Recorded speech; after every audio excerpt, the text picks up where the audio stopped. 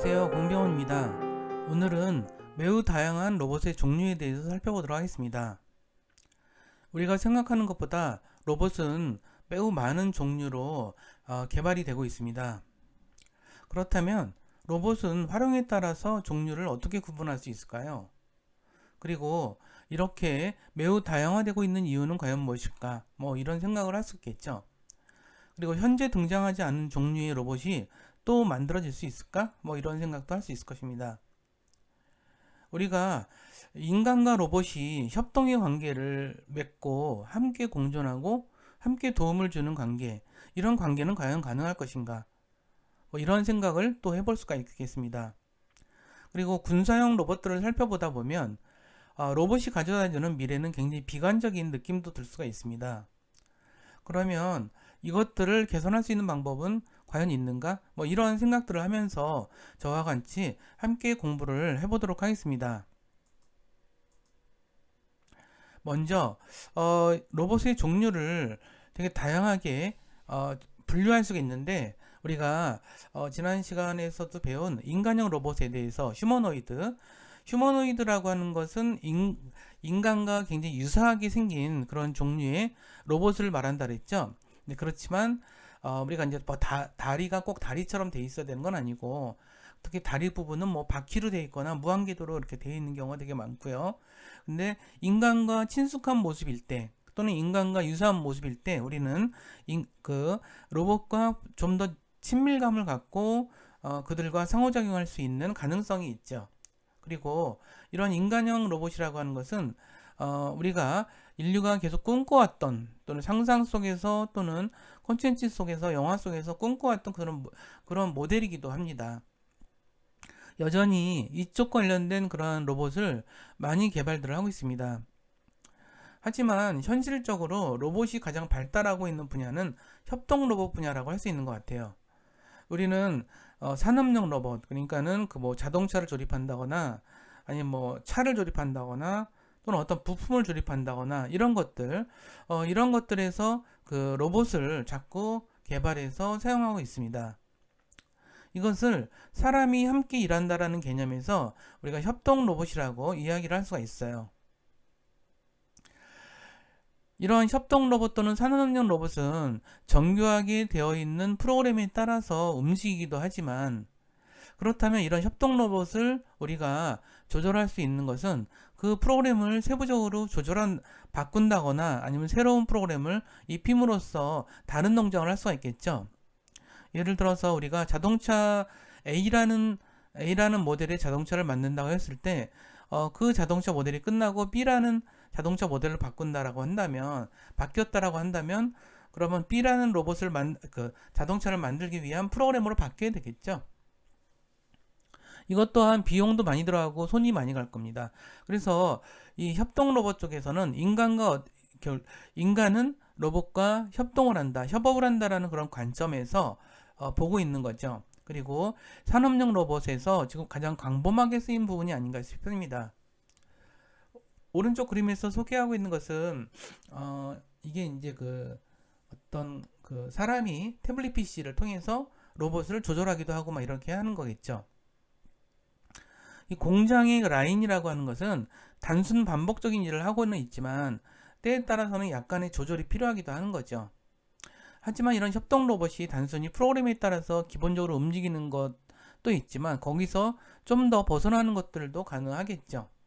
세부적으로야 예를 들어서 부품이 이렇게 생산 라인 통해서 이동해 올 때 항상 똑같은 상태로 오지는 않잖아요. 이랬을 때 이것들을 인지를 하고 어느 정도 반응을 해서 일을 할 수밖에 없다. 그런 부분들도 있겠죠. 그런 면에서 이런 협동 로봇의 지능은 현재로서는 좀 굉장히 낮은 상태, 굉장히 초보적이고 기본적인 상태가 아닌가 생각이 들어요. 그와 반대로 우주 탐사 로봇 같은 경우는 또 굉장히 다르죠. 저는 우주 탐사 로봇 같은 경우는 모양이 어떻게 생겼나요? 약간 좀 바퀴벌레 같이 생긴 것 같기도 하고 좀 그렇죠. 굉장히 표면이 울퉁불퉁하고 어떻게 될지 모르는 그런 곳에서는 바퀴벌레처럼 이렇게 뒤집혀도 그냥 금방 일어나고 이럴 수 있는 것, 네, 그러면서도 뭐 이렇게 태양 에너지를 받아서 그걸 갖고 작업 뭐 에너지를 만들 수 있고 뭐 이런 것들이 가능해야 되겠죠. 네, 하지만 우리가 이런 거 있잖아요. 우리가 우주 탐사를 보낼 때 그 우주 그 외계의 행성이 어떤 환경일지 사실 잘 모르잖아요. 물론 예측을 할 수 있겠지만 그것은 예측일 뿐이지 실제로 어떨지 모르고 그 다음에 도착한 곳에서 계속 이동을 해서 뭔가를 이렇게 자료를 수집해야 되기 때문에 어떤 다양한 상황에 스스로 판단할 수밖에 없는 뭐 그러한 능력이 필요하겠죠. 그래서 팔이 뭐 되게 많거나 입체 카메라를 사용하거나 뭐 이런 작업을 통해서 그 다음에 어떤 카메라뿐 아니라 되게 그 다양한 그 장치를 통해서 장치라는 것은 여기서 센서의 역할을 하는 장치를 통해 말하겠죠. 이걸 통해서 움직이게 되겠죠. 물론 이것이 이쪽에서 지구상에서 이제 할 수 있는 통제를 통해서 움직이기도 하지만 이런 로봇은 스스로 움직이는 것들이 같이 결합이 되어 있는 것 같아요. 그래서 그런 면에서 저는 개인적으로 지금 우주 탐사 로봇이 지능형 로봇으로서는 가장 앞선 로봇이 아닌가 뭐 이렇게 판단을 좀 해봅니다. 생체 모방 로봇이 있어요. 이것은 자연의 동식물에서 그런 자연의 동식물 뭐 특히 동물 뭐 이런 쪽을 갖고 생체 모방하는 그런 생체를 모방한 그런 로봇이라고 볼 수가 있어요. 그러면 이렇게 하는 이유는 실제로 우리가 이 동물이라는 것도 그러니까 지구의 변화에 따라서 계속 진화하고 변화하고 그런 측면이 있죠. 그렇기 때문에 이들 나름대로 되게 고유한 장점이 있다는 것이죠. 여기 보면 캥거루 로봇 같은 경우는 캥거루 나름대로의 그런 부분이 있겠죠. 이렇게 좀 이렇게 뛰고 달리고 또는 뭐 이렇게 균형 잡을 수 있고 이런 것들을 한 거라고 보시면 될 것 같아요. 반면에 우리가 무리 로봇도 들 수가 있는 것 같아요. 무리 로봇은 우리가 뭐 개미나 꿀벌 뭐 이런 것들이 무리를 지어서 활동을 하죠. 무리를 지으면서 그들은 단순히 그냥 개별적으로 활동하는 건 아니에요. 상호 간에 어떤 그 개체들 간에 뭔가를 신호를 주고받으면서 그거에 따라 집단적으로 움직이죠. 집단적으로 움직이기 때문에 그런 무리들이 그 효율성을 발휘할 수가 있겠죠. 근데 그런 것에서 어떤 특성과 패턴을 따와서 그런 것을 로봇에 적용한 사례라고 볼 수 있는 것 같아요. 이런 무리 로봇은 어디에 적합할까요? 아직은 이것이 광범하게 쓰이진 않는 것 같아요. 저도 자료를 쳐다보면 아직은 되게 실험 단계인 것 같다는 생각은 많이 들어요. 이런 것들은 예를 들어서 뭐 인간이 도저히 접근할 수 없는 그리고 이제 어떤 크기상의 문제도 있고 막 이런 곳에서 되게 유용할 수 있겠다는 생각이 들어요. 예를 들어서 뭐 하수관 같은 경우도 하수관이라든가 좀 이렇게 폭이 좀 좁은 하수관이라든가 아니면 이렇게 관을 통해서 뭔가 작업을 할 수 있는 것 이런 것들 같은 경우는 수시로 이런 걸 점검해야 되고 아니면 거기서 뭐 불순물을 해결해야 된다거나 뭐 이런 것들도 많이 쓸 수 있는 것 같아요. 이게 이제 개별로서는 큰 위력을 발휘할 수 없지만 이렇게 뭐 몇백 개, 몇천 개가 움직인다면 할 수 있는 일이 되게 많을 수도 있겠다 이런 생각이 들어요. 그다음에 뭐 동굴 탐사 같은 경우도 이런 것들이 가능하지 않을까 싶어요. 동굴 탐사라든가 아니 뭐 지하를 굉장히 뭐 몇천 미터 몇천 미터 지하를 탐사한다거나 이런 경우도 이런 것들이 이제 가능하지 않을까 이런 생각을 좀 해봐요. 자, 그 다음에 우리가 흔히 생각할 수 있는 것 중에서 조종 로봇이라고 있죠. 우리가 이 조종 로봇을 우리가 포크레인을 생각하면 되는 것 같아요. 자, 포크레인은 사실 우리가 그걸 보고 로봇이라고 생각하지 않죠. 근데 사실 그것도 로봇이거든요. 조종 로봇이야말로 전형적인 로봇이에요. 그 다음에 이제 크레인 같은 경우 있잖아요. 크레인 같은 경우도 이제 어떤 빌딩 같은 거 지을 때 거기서 어떤 자재를 옮기거나 아니면 뭔가를 쌓거나 막 이런 거 할 때 커다란 크레인이 움직이죠. 근데 그 크레인도 엄밀한 의미에서는 로봇이에요. 근데 조종하는 로봇이죠. 사람이 조종석에 탑승해서 그걸 조종한다라는 부분이 있는 것 같아요. 조종을 해서 뭔가 하죠. 근데 그런 것들은 사람이 할 수 없는 일을 하는 것 같아요. 그래서 이런 식으로 지금 이제 사진에서 보다시피 저런 것들은 좀 뭐 여러 가지가 나오곤 있는데 저런 것들은 뭐 이렇게 어떤 짐을 만든다거나 포크레인이 하기는 힘든 것 그런 것들을 좀 이렇게 이것들이 좀 대신해서 하는 게 아닌가 이런 생각이 좀 들어요. 그래서 이거는 뭐 우리가 저 선생님 어렸을 때는 무슨 마징가 제트 막 이런 로버트 태권브이 막 이런 게 있어. 이런 만화 영화 되게 유행이었었는데 그런 만화 영화들은 대부분 그 로봇이 그 안에서 사람이 조종하는 그런 방식으로 됐던 것 같아요. 그래서 이런 로봇이 좀 우리가 많이 이렇게 생각할 수 있는 상식적으로 생각하는 로봇 중에 하나가 아닌가 그런 생각이 들어요. 자, 협동 로봇이지만 산업 현장 로봇에 대해서 좀 더 살펴보자면 우리가 산업 현장에서는 인간이 하던 일을 로봇이 대신하죠. 그리고 단조롭고 반복되거나 지루하거나 불쾌감 주거나 위험한 작업 이런 작업들은 로봇이 대신할 수 있다는 생각이 들어요. 예를 들어서 자동차를 용접하거나 조립 공정에서 뭐 도색을 한다거나 이런 것들은 사람이 이렇게 했을 때 위험성이 있죠.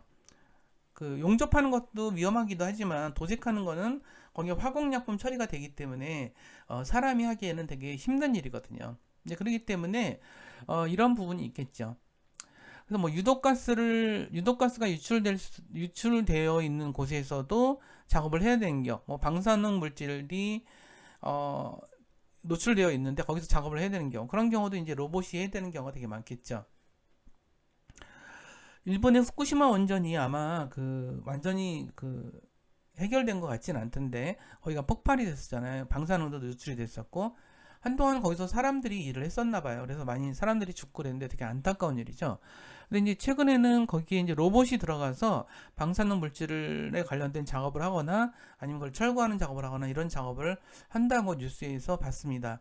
이런 것처럼 로봇은 산업 현장에서나 뭐 이런 곳에서 인간을 대신할 수 있는 것 그러니까 인간이 할 수 없는 정도의 능력을 발휘할 수 있는 곳 그런 곳에서는 이제 그 로봇이 많이 대처를 할 수 있지 않나 뭐 이런 생각이 들어요. 그 다음에 우리가 이제 살펴볼 수 있는 것들 중에 하나가 가정용 로봇인 것 같아요. 가정용 로봇은 사실 가사를 돕는 역할을 하죠. 가사를 돕는 역할은 여러 가지가 있겠죠. 그러니까 특히 가사 도우미 로봇이 필요해? 뭐 이런 생각을 우리는 흔히 생각할 수 있겠지만 이거는 장애가 있는 사람들한테는 매우 절실한 문제라고 보시면 될 것 같아요. 그래서 장애가 있는 사람들 또는 질병이 있는데 혼자 사는 사람들 이런 사람들한테는 가정용 로봇이 굉장히 중요한 역할을 할 수 있을 거라고 생각이 들어요. 이랬을 때 이런 가정용 로봇이 이런 육체적인 문제들을 해결할 수도 있고 또는 어떤 그 전문가들과 연결해서 그들의 도움을 받게 한다거나 뭐 이런 것들도 가능하겠죠. 이렇게 된다면 불필요하게 병원에 입원한다거나 이런 것들도 많이 줄어들 수도 있겠고 이런 것은 어떤 면에서는 원격 진료에 관한 부분이기도 해요. 그래서 이런 부분들이 이제 많이 지금 개발이 되고 있는 것 같아요. 그리고 가정용 로봇이라고 하는 것은 저는 개인적으로는 이것이 좀 사람의 감정도 많이 돌봐줄 수 있지 않을까? 뭐 이런 생각이 들어요. 어떻게 가정용 로봇이 사람의 감정을 돌봐요? 이렇게 생각할 수 있겠지만 점점 1인 가정이 많아지고 있어요. 그렇죠? 정말 많아지고 있거든요. 그것은 이제 지금은 세대를 막론하고 뭐 20대, 30대, 40대, 50대, 60대, 70대까지 다양한 세대에 걸쳐서 1인 가정이 많아지고 있거든요. 이랬을 때 이런 사람은 혼자 살게 되어 있는 동물은 아니라고 판단이 들어요, 저는. 뭔가 사회적인 그런 상호작용이 일상적으로 존재해야 되기 때문에 이제 그런 것들이 로봇이 대체할 수도 있겠다. 물론 현재의 일은 아니지만 앞으로 그런 미래가 멀지 않겠구나라는 생각이 좀 듭니다. 그런 의미에서 어떤 소셜 로봇의 등장은 매우 되게 의미 있는 일이 아닌가 싶어요. 소셜 로봇은 이제 대표적인 것이 음성 비서 스피커. 지금 뭐 우리가 SK도 하고 있고 KT도 하고 있고 뭐 그렇죠. 스마트폰에서도 음성 비서 스피커가 있어요. 이런 것들은 주로 이제 사용자의 음성에 반응하는 로봇 이런 것을 우리가 소셜 로봇이라고 이야기를 하죠. 그래서 심지어는 지보라고 하는 로봇은 화면의 기호를 나타내 주는데 사용자의 움직임에 반응하면서 뭔가 저기를 하고 있다고 얘기를 해요. 그래서 로봇은 보고 듣고 배우면서 우리 삶에 즐거움과 행복감을 줄 수 있어야 되겠죠. 예를 들어서 소셜 로봇 같은 경우는 그 사용자의 움직임이나 이런 것들을 캐치를 하면서 그 사용자의 움직임에 따라서 학습을 할 수 있어야죠. 학습을 할 수 있어야만 된다는 뜻이에요. 이런 학습에 관련 부분은 뭐 넷플릭스 이런 데서도 되게 흔히 보이는 모습이죠. 우리가 넷플릭스 같은 경우에서는 어느 정도는 나에 맞춤한 것들을 계속 제공을 해주죠. 이것은 내가 넷플릭스를 통해서 영화를 보는 나의 패턴을 계속 분석한다는 뜻이거든요. 이것을 갖다가 학습이라고 볼 수도 있다고 생각하시면 될 것 같아요. 그래서 소셜 로봇은 사람과 상호작용하도록 설계되어 있고 사람의 행동을 이해하고 적절하게 반응할 수 있는 프로그램을 갖추고 있을 때겠죠. 그래서 우리 친구나 간호사, 의사, 교사가 다 될 수가 있다는 점들, 그 다음에 학습장애가 있거나 자폐증을 가진 사람을 위해 설계된 그런 로봇들도 등장을 하고 있습니다. 자율비행 로봇, 뭐 이제 드론 같은 경우를 들 수가 있겠죠. 이런 종류도 들 수 있는데 이런 것들은 이제 땅에서 조종사가 원격 조종을 하고 사전 프로그래밍 된 경로에 따라서 자동 반자동으로 자율비행을 하게 돼 있죠. 근데 이제 여기다가 인공지능을 장착하게 된다면 여기서 더 다른 기능들을 좀 할 수가 있겠죠. 오히려 이게 우리가 조종을 한다고 해서 다 100% 조종만 하는 건 아니겠죠. 이것을 같이 이렇게 적정한 때에서 자동과 반자동을 이렇게 왔다 갔다 하면서 할 수 있게끔 그렇게 되는 것이 이러한 자율비행 로봇이 인공지능을 장착하면서 생길 수 있는 기능인 것 같아요. 그래서 이런 비행 로봇을 들 수가 있고요. 전에도 말씀드렸지만 자율주행 이동장치, 자율주행 자동차가 전형적이겠죠. 이 자율주행 자동차는 사실 인공지능 기능과 사물인터넷 기능, 그 다음에 되게 다양한 그 컴퓨팅 기능들이 결합돼서 그리고 결합됨으로써 이제 할 수가 있는 거겠죠. 자율주행 자동차 같은 경우 영상 처리 기술이 뭐 굉장히 뛰어나야 되겠죠. 그것도 360도. 그 다음에 주변에 차들을 다 캐치할 수 있는 어떤 레이더 같은 기능들. 이런 것들을 다 이제 어떻게 보면 사물인터넷 기능이 훨씬 계속 발달하면서 할 수 있는 그런 이제 그 기능이라고 할 수 있는 것 같아요. 그래서 자율주행 자동차는 자동차뿐만 아니라 트럭, 기차, 뭐 전철, 뭐 이런 쪽으로 계속 발달을 하고 있어요. 그래서 이런 것들이 일종의 로봇이다라고 하는 것들, 그런 개념만 갖고 봐줄 필요가 있는 것 같아요. 그 다음에 입는 로봇도 굉장히 현실적인 거죠. 아틀라스 2030이라는 것은 신경 근육 질환이 있는 아이들을 돕도록 하는 장치예요. 그래서 이런 아이들의 어떤 그런 이 발의 움직임이나 이런 것들을 캐치를 해서 그들이 원하는 움직임을 더 강화시키는 그런 기능을 하고 있죠. 그래서 제가 이걸 찾아보다 보니까 이거는 아직은 상품화된 건 아니더라고요. 근데 되게 자신들한테 이것을 신청하면 자기는 심사해서 할 수 있다. 뭐 이런 것들이 안내문이 써 있더라고요. 입는 로봇이 또한 되게 가능성이 있고 많이 사용될 수 있는 로봇 중에 하나가 아닌가 이런 생각이 들어요. 물류 로봇을 소개해 드릴게요. 물류 로봇은 아마존에서 굉장히 유명한 건데 아마존은 이제 물류 로봇 회사인 그 키바 시스템을 인수해서 이 로보틱스를 하고 있는데 보시다시피 이렇게 아마존 같은 경우는 이제 책을 판매하거나 상품을 판매하는 그런 곳인데 이런 거 포장들을 정교하게 이렇게 막 해나가겠죠. 근데 이걸 이동하는 것을 로봇을 통해서 이제 그 로봇이 이동하는 그런 시스템으로 작업을 하고 있다라고 알려져 있어요. 그래서 해외 뉴스나 이런 곳에서 제가 이제 조사를 해서 이렇게 좀 가져왔어요. 이런 물류 같은 경우는 물류라고 하는 것은 사실 자본주의 산업의 매우 기본적인 시스템이라고 볼 수가 있어요. 그래서 물류가 비용도 되게 많이 들어가고 전산도 굉장히 많이 들어가고 막 그러죠. 근데 그 중에서 물건을 이렇게 이동하는 것은 그동안 사람들이 다 했던 것들인데 이런 것들이 사람이 하다가 포크레인 같은 기계로 하다가 결국은 이렇게 그 물류 로봇이 이런 것들을 처리하고 있구나 이런 생각이 좀 들더라고요. 그래서 참 흥미롭게 보았습니다.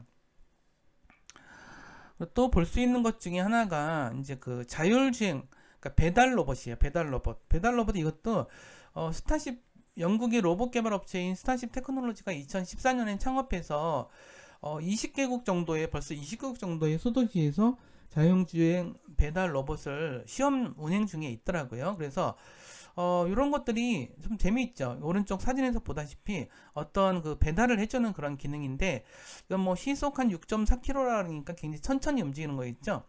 그래서 이런 것들이 이제 우체국이나 나중에 이제 이것이 정착이 되면 우체국이나 피자회사 뭐 이런 것들에서 많이 쓰일 수 있을 것 같아요. 지금은 사실 이런 것들이 그 배달하시는 분들이 많이 하지만 이런 것들이 이런 배달 로봇으로 바뀌지 않을까 뭐 이런 생각이 들어요.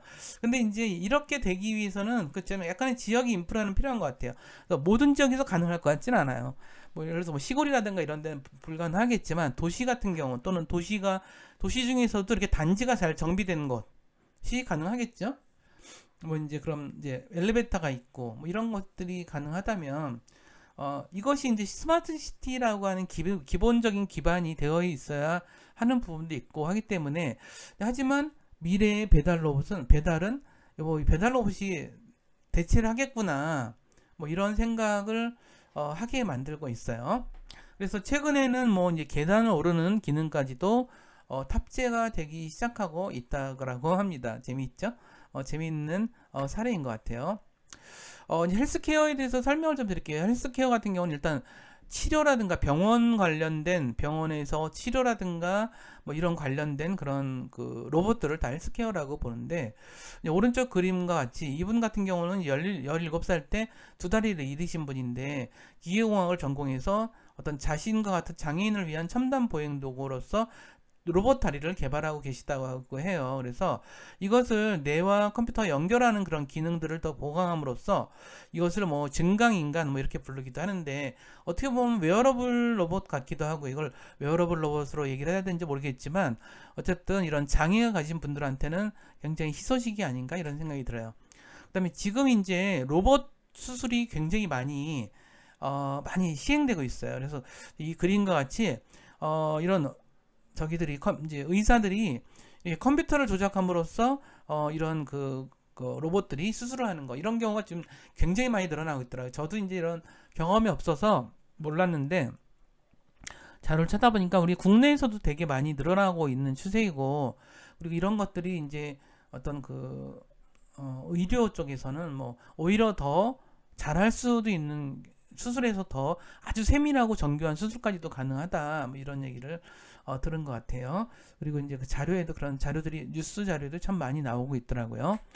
그 다음에 이게 이제 그 가정용 로봇 같기도 한데 이렇게 좀 노약자나 환자들한테 어떤 그 사람들을 어떤 보호해주거나 케어해주면서 전문가들하고 연락하기도 하고 막 이렇게 하면서 병원에 오기 힘든 사람들한테 되게 유용한 그런 가정용 로봇이 등장하고 있어서 이것은 뭐 심리 치료용으로 개발된 라이프 케어봇이라고 하는데 되게 재미있죠. 그래서 이런 것들이 점점 더 늘어날 수 있겠다 이런 생각이 많이 들더라고요. 지금은 이제 뭐 60대 70대 노인분들도 상당히 이런 혼자 사는 사람들이 정말 많기 때문에 로봇이 정말 이런 면에서 되게 긍정적인 역할을 할 수 있지 않을까 뭐 이런 생각을 좀 해봅니다. 한편으로는 그러면서도 불구하고 군사 로봇이 사실 이 로봇에서 우리가 되게 이렇게 사회적으로 이렇게 공표를 하지 않아서 그렇지 이 군사 로봇이 정말 많이 개발되고 있어요. 그러니까 전 세계는 군비 경쟁을 많이 하고 있죠. 예전에는 막 핵폭탄 이런 것들 막 그런 쪽이 막 주였다면 지금은 이런 로봇 개발 이런 것들이 되게 많이 되고 있다 이런 생각이 많이 들어요. 그러니까 사실 우리가 그리스 신화에서 나오는 탈로스라는 어떤 거 말씀드렸던 것 같은데 이것도 사실 이제 제우스가 크레타 섬에 막 미노스한테 선물을 했다는 그런 거죠. 그래서 그러니까 섬을 맨날 돌아다니면서 순시하고 이방인들이 나타나면은 뭐 돌을 던지거나 자신의 몸을 빨갛게 달구어서 껴안아 죽였다고 얘기를 해요. 근데 그리스 로마 신화에 나오는 것들은 되게 물론 그대로는 아니겠지만 많은 것들이 사실이었다는 게 막 밝혀지고 있는 것들을 볼 때 이것도 사실일까? 뭐 이런 생각을 많이 하게 돼요. 인류의 역사는 어떻게 보면 전쟁의 역사이기도 했거든요. 그리고 전쟁을 통해서 굉장히 많은 것들이 변화가 되고 이런 사례들이 많죠. 그런 것들을 생각을 할 때 이런 것들이 되게 군사용 로봇이 계속 개발되고 있구나 이런 생각이 많이 들어요. 그래서 이제 뭐 미 육군이 개발한 군사용 로봇 그래서 이 군사용 로봇을 통해서 2019년까지 54만 명의 인력을 42만 명 수준으로 감축하겠다 뭐 이런 계획도 발표한 바 있고요. 이 로봇 회사인 보스턴 다이내믹스가 개발한 어떤 모형들인데 실제 물건으로 되어 있는 것도 같고, 근데 좀 뉴스에는 이렇게 보도가 안 되더라고요. 뉴스에는 이렇게 간단한 정보들이 공개가 되긴 하지만 실제 모습은 공개가 되고 있지는 않고요. 근데 이런 식으로 어떤 스케치한 모습인 것 같아요. 이런 것들이 이제 사실 이제 뭐 전투 이런 것 속에서 뭐 뭔가 짐을 나른다거나 안전하게 이런 뭐 총탄을 피해가면서도 막 나를 수 있거나 이런 것들은 되게 괜찮을 수 있겠죠. 그래서 이런 것들이 군사용 아이언맨 슈트까지 또 개발되고 있다라고 얘기하고 있고, 진군 로봇이 가장 당장 필요한 부분이 아닌가 뭐 이런 생각이 들어요. 그 다음에 볼 수 있는 게 이제 무선 자율 비행기, 그러니까 자율 비행기 같은 경우죠. 그래서 가서 그냥 어느 지역에 가서 레이더를 통해서 미사일을 쏘고 막 이런 것들. 그래서 현재도 지금 작전에 굉장히 많이 참여하고 있다고 얘기를 하고 있어요. 이런 것들은 원격지에서 지금 조절을 할 수도 있겠지만 이런 것들이 자율적으로 인공지능에 의해서 자율적으로 이것을 수행하고 있는 식으로 변화되고 있다라고 설명을 하더라고요. 그래서 이런 게 있고요. 또 하나 탱크가 사람들이 타지 않은 탱크가 개발되고 있다는 얘기예요. 그래서 이런 탱크는 사실 크지 않은데도 불구하고 사람이 안 타고 이것도 원격지에서 조절하다 보니까 되게 안전하게 적진까지 뛰어 들어가서 어떤 그 전투를 벌이고 막 이런 부분이죠. 하지만 이런 것들이 과연 긍정적인 그 결과를 가져올까, 이런 것들에 대해서는 저도 회의적이기도 하고요. 인류가 이렇게 군비를 증강함으로써 자꾸 이렇게 새로운 살상 무기를 만드는 것에 대해서는 되게 부정적으로 생각을 좀 하고 있고, 우리가 어떤 것들을 이런 것들은 좀 낮춰야 되긴 하겠죠. 근데 하지만 제가 로봇을 소개하는 차원에서 또는 관심 있는 분들도 있을 것 같아서 소개를 해드립니다. 마지막으로 이제 이런 군사 로봇 보면서 우리가 다시 한번 생각할 수 있는 게 아이작 아시모프가 제기했던 세 가지 로봇 행동에 관한 세 가지 원칙에 대해서 다시 한번 살펴보도록 할게요. 첫 번째, 로봇은 인간에게 해를 끼쳐서는 안 되며 위험에 처해 있는 인간을 방관해서는 안 된다. 로봇은 인간이 명령에 반드시 복종해야 되며 제1의 원칙에 거슬릴 경우에는 제외이다. 로봇은 자기 자신을 보호해야 한다. 제1원칙과 제2원칙에 거스르는 경우를 예외로 한다. 뭐 이런 것들. 이분은 되게 옛날 분이기도 하죠. 지금 벌써 돌아가신 지가 꽤 됐는데도 이렇게 로봇에 대해서 로봇이 가져다들 여러 가지 이제 부정적인 현상을 예견을 하고 그런 것들에 대해서 논의를 한 것. 사실 로봇이 현재 이렇게 만들어지고 있다는 건 아니에요. 하지만 우리가 로봇을 생각할 때 항상 이런 시각을 가지고 그것을 생각해야 된다, 뭐 이런 생각을 들게 하는 그러한 이제 이야기가 아닌가 이런 생각이 듭니다. 여기까지 잘 따라주셔서 감사드리고요. 오늘